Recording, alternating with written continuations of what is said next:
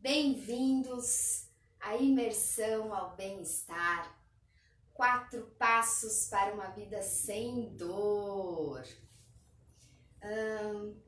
Mas o que traz você ao meu encontro? Será que as dores fazem parte da sua rotina? Gostam de visitar o seu dia a dia? Bom, a primeira pergunta a ser respondida é: o que é dor? Dor é algo ruim? Dor é um sinal de que algo está errado? Sim, mas eu vou além. Segundo a Agência Americana de Pesquisa e Qualidade em Saúde Pública e a Sociedade Americana de Dor, a dor é como o 5º sinal vital.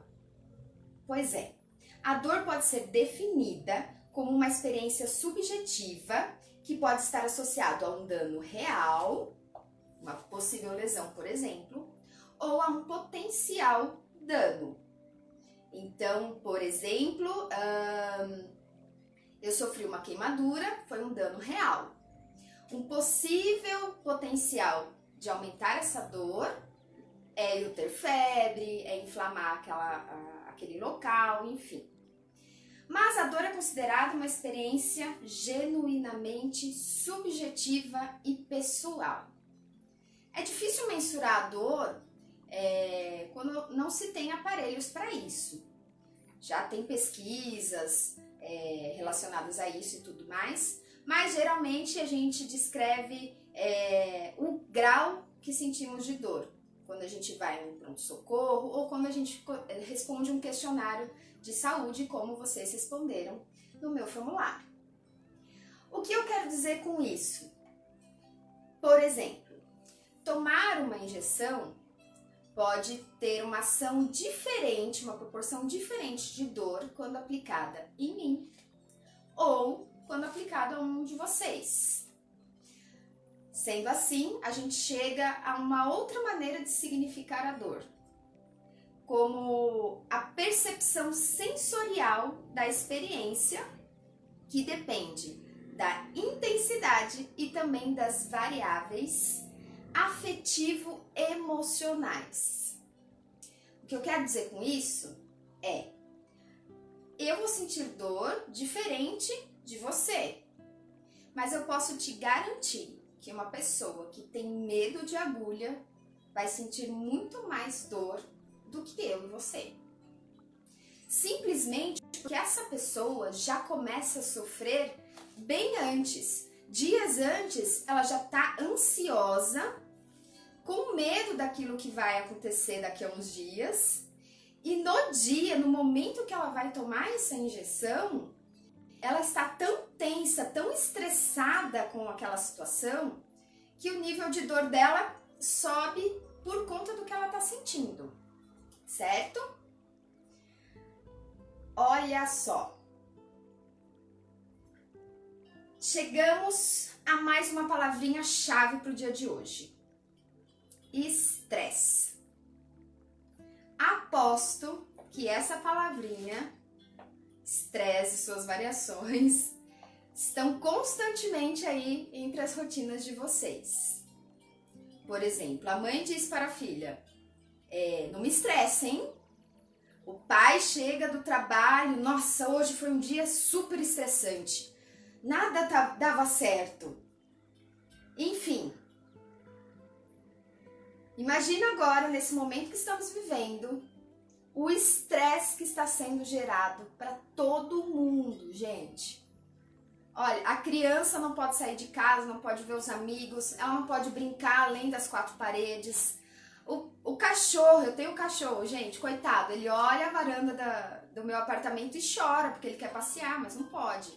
Então, olha como o estresse envolve a vida da gente e transforma.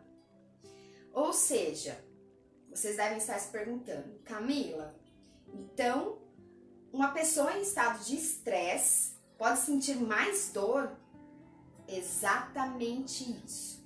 É exatamente aonde eu quero chegar.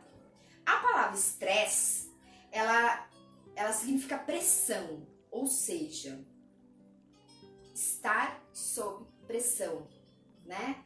Então, o nosso corpo, quando ele está sob pressão, quando ele está estressado, tensionado, ele libera vários hormônios do estresse. A noradrenalina, a adrenalina e o terrível cortisol. E, gente, eles são poderosos. Segundo vários estudos científicos, esses hormônios podem afetar as nossas defesas imunológicas, ou seja, abrir porta para doenças. Prejudicar a nossa memória. Se prejudica a nossa memória, ela também pode afetar o nosso processo de aprendizagem e também o nosso foco de atenção. Inúmeros hormônios circulando ali no seu corpo diariamente, incessantemente, porque a gente está vivendo sob estresse, gera mudanças também nos nossos comportamentos. E um dos mais destacados nas pesquisas são os comportamentos alimentares, ou seja, envolvendo ganho ou perda excessiva de peso, alteração no colesterol. Gente, olha, essa lista é gigantesca. Enfim, de acordo com as minhas pesquisas, que eu já mandei o resultado para a maioria de vocês, 97, quase 97% das pessoas relatam sentir dores depois das suas atividades diárias. Será que essa dor está ligada ao quinto sinal vital? Será que tem um dano real envolvido? Ou será que é um causador externo gerado por um estado de estresse e tensão? Enfim, seguindo esse ponto de partida de que a maioria das pessoas responderam ao questionário que sentem dor após as atividades rotineiras de trabalho, como ficar horas sentados à frente de um computador, ou muito tempo em pé, ou após concluir as suas atividades domésticas, eu acredito que a dor presente nessa rotina é gerada pelo estresse das tarefas repetitivas do dia a dia. E que muitas vezes, gente, a gente aciona o botão de automático, né? E a gente sai fazendo, executando tudo ali, que já virou rotina, e a gente não percebe os sinais do nosso corpo, a gente não respeita os sinais do nosso corpo, a gente não respeita uma postura adequada para ficar sentado por muito tempo. A gente não sabe como compensar aquele período que a gente ficou em pé, né? Enfim, vou falar só mais um pouquinho. Vocês sabiam que em 2002, olha só, 2002, estamos falando 18 anos atrás, a Organização Mundial da Saúde falou que o estresse afetava mais de 90% da população mundial. Gente, uma pesquisa de 2002. Levando em consideração que tudo evolui, estamos em 2020, em meio a uma pandemia, imagina como deve estar essa pesquisa hoje em dia. Então, está na hora da gente tomar as rédeas e tentar melhorar a nossa vida, certo? Então, chega de explicações, afinal, tanta pesquisa e estudo me fez desenvolver uma técnica muito interessante que vai ajudar a diminuir, combater e talvez até eliminar as dores do seu dia a dia. E sabe o que é melhor? Sem alterar a sua rotina, com apenas pequenas adaptações que vão respeitar o seu corpo e o seu organismo, e você vai poder usufruir dessa estratégia, certo? Então, espero que estejam preparados para participar dessa comunidade enorme em busca de bem-estar. Então, vamos seguir aí por 5 dias a partir de hoje, onde eu vou passar para vocês 4 passos rumo a uma vida sem dores. Então, vamos dar o primeiro passo juntos. E eu chamo esse primeiro passo dessa maneira: uma boa noite gera um dia melhor. Então eu não sei se vocês repararam, mas eu estou em casa, porque a ideia é a gente estar aqui juntos, em casa, já que não podemos estar por aí afora. E eu estou de pijama no meu quarto para poder dar uma dica preciosa para vocês aplicarem ainda hoje, certo? E eu tenho certeza que vocês vão gostar muito. Então, o nosso primeiro passo, eu estou antecipando para vocês conseguirem aplicar ainda hoje, ok? Então, olha só, depois de um longo dia inteirinho, intenso, de trabalho, de tarefas domésticas, de estudo, enfim, independente da sua rotina, o nosso cérebro e o nosso corpo, ele não entende qual é o momento que ele tem que relaxar, porque são duas máquinas incríveis. Então, a não ser que eu sinalize para eles, ele não vai relaxar, ele não vai desligar. Então, gente, como qualquer bateria de um celular, por exemplo, ela precisa ser recarregada para conseguir oferecer para você o que tem de melhor nos aplicativos, enfim, nas ligações, na internet. O nosso corpo é igual, certo? Então, por exemplo, quem nunca comprou um celular, um computador, enfim, e o vendedor falou assim, sempre carregue com o aparelho desligado, para não viciar a bateria, para poder ter o melhor aproveitamento do equipamento, certo? Então, gente, o nosso corpo é igual, né? A gente precisa, de alguma forma, desligar para ele carregar, para a gente aguentar o dia seguinte. Porque a gente sabe que isso vai ser uma constante, certo? Então, especialistas do sono indicam que vocês devem desligar os aparelhos eletrônicos do ambiente que você está de 30 a 60 minutos antes. Por quê? Como eu já disse, o cérebro é uma máquina incrível. E enquanto ele estiver recebendo informações, ele vai entender que ele tem que trabalhar. Então ele vai ficar ali em funcionamento constante. Mesmo, por exemplo, você estar fazendo a janta ou limpando alguma coisa, ou se vestindo para dormir e tá passando lá na TV o Jornal Nacional, ou uma novela, ou um filme, né? Você está ouvindo aquilo. Por mais que você ache que não esteja prestando atenção, o seu cérebro está. Então, tentem fazer isso. De 30 minutinhos a 60 minutinhos antes, desliguem os eletrônicos, celular, se afastem do celular, TV, computador. Então essa é a primeira dica do dia de hoje, certo? Muito bem, agora chegamos para a parte que eu mais gosto. Nosso corpo é outra máquina sensacional, que ele luta constantemente para te manter em pé. Então, quando você chegar no seu quarto, é momento de você sinalizar o seu corpo que agora ele pode relaxar.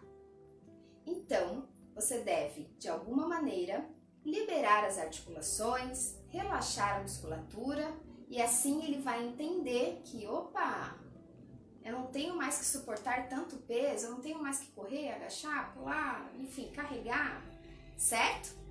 Preparados? Então agora eu vou ficar em pé, vocês vão poder ver meu super pijama.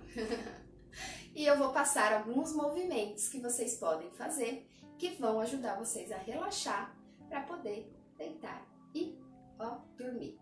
Vamos lá?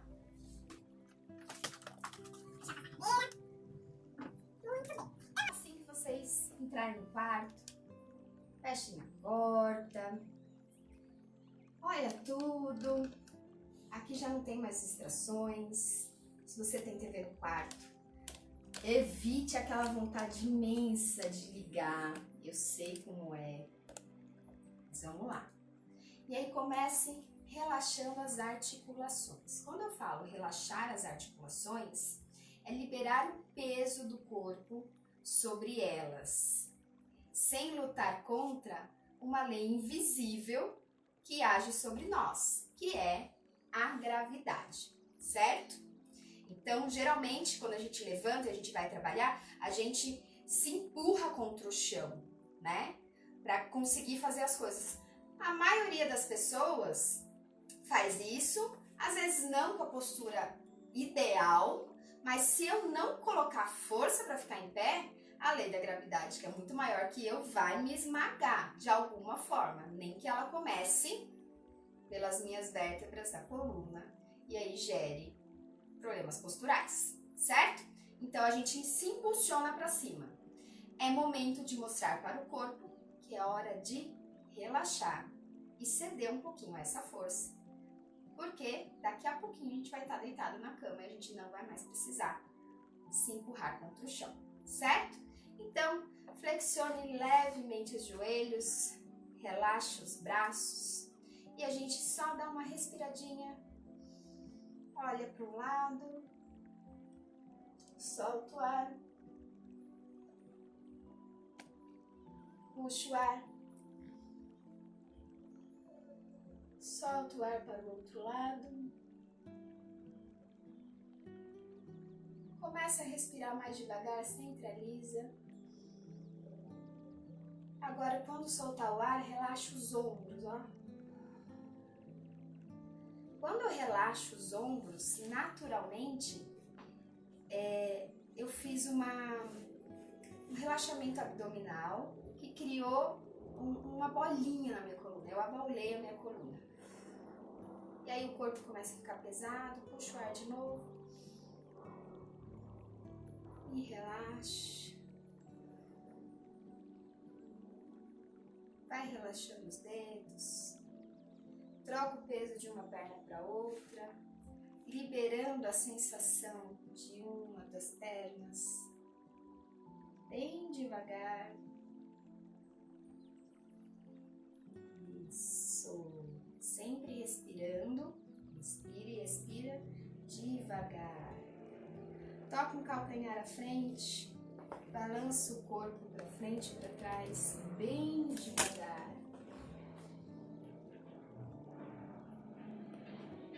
Eu estou com o corpo tão relaxado que a vontade é olhar para baixo o tempo inteiro. Troca o pé. E dessa maneira, ó, eu já vou relaxando. Eu aproveito para caminhar pro meu lado da cama. Muito bem. Puxa os ombros para trás. Agora solta o ar. Puxa os ombros para frente. Solta o ar. Muito bem. Relaxa o peso das mãos, o peso do joelho, do quadril. Isso aí. E aí, concluímos o segundo passo. Fazer o corpo entender que agora os movimentos são lentos, calmos, sem muita força. É momento de relaxar. E agora a gente vai para a cama. Então vamos lá. Vou passar o próximo passo. Então, já sentados na cama, tá? De preferência, vocês já podem cobrir as pernas da maneira que achar melhor. Pode ficar com as pernas cruzadas, com as pernas, uma perna mais alongada que a outra, as duas alongadas, enfim. O importante é vocês chegarem em uma posição confortável, certo? Aqui a gente vai manter a nossa respiração cada vez mais calma, tá? E agora, olha, tem uma folhinha aqui. E agora, nós vamos relaxar uma parte do corpo que muita gente esquece e que também precisa ser trabalhada. Afinal, a gente usa ela o dia inteiro. Não é os pés. Os pés a gente também usa, mas isso vai ficar para uma próxima. os nossos olhos. A gente, apesar de não... Eu estou focada agora, por exemplo, na câmera, mas a minha visão periférica está vendo várias partes do quarto, né? O que tem no guarda-roupa, a cadeira que eu estava sentada, enfim. A visão continua mandando informações para o cérebro. Então, enquanto ela estiver atenta, o cérebro também vai estar atento. Então, de preferência com as luzes já desligadas, vocês vão tapar os olhos com as mãos em forma de concha, tá? E nós vamos movimentar a ponta dos dedos e também essa parte aqui, ó, gordinha da mão, sobre o rosto, de maneira a massagear a testa e amassando o rosto, certo? Lembrando de cada vez mais diminuir a velocidade da respiração. Então vamos lá?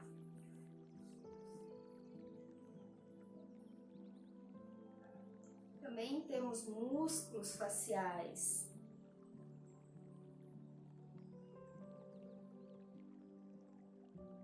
Deslize suavemente os dedos para as pálpebras. Com uma pressão muito leve, ó. Que delícia! Nós vamos fazer movimentos circulares, sempre para os dois lados, tá? Então, a gente vai fazer no sentido anti-horário e também no sentido horário, de maneira a relaxar a pálpebra e também a musculatura em volta dos olhos.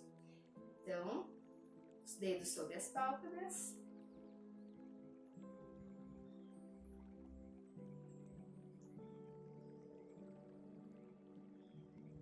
Respiração bem lenta. Para o outro lado.